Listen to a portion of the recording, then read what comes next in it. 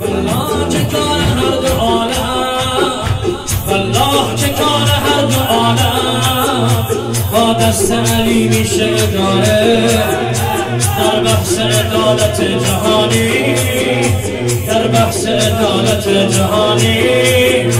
دنیا به علی نیاز داره، اینا دنیای منه، اینا دنیای منه، حیدر آقای منه، اینا دنیای منه، اینا دنیای حیدر آقای منه.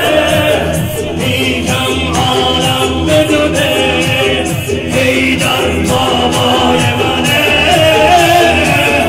الله الله حسبنا الله، الله الله حسبنا الله. سردار عرش صدق الله، اشهد ان علی ولی الله. علی علی علی علی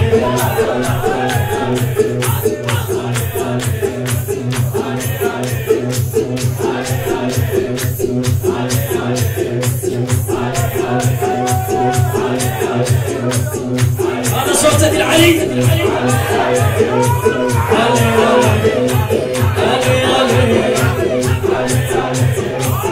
علي والله کار هر دو عالم با دست علی میشه اداره در بحث عدالت جهانی.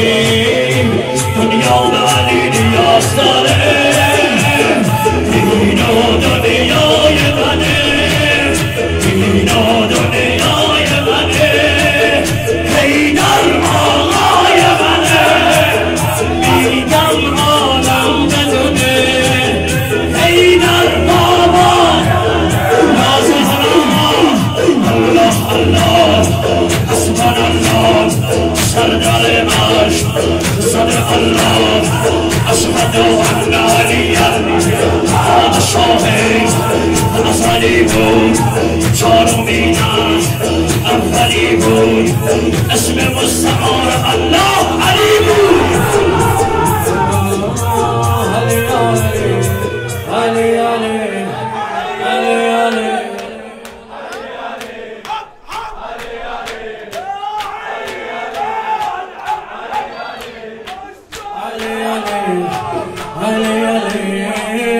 علی علی علی.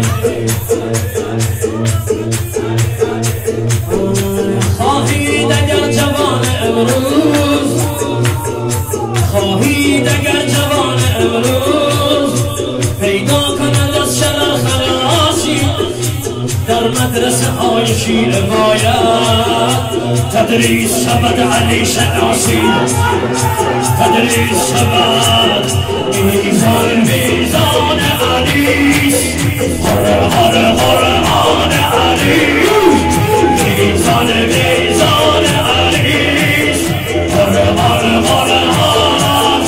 الله الله حسبنا الله، حق تعالی خالق ما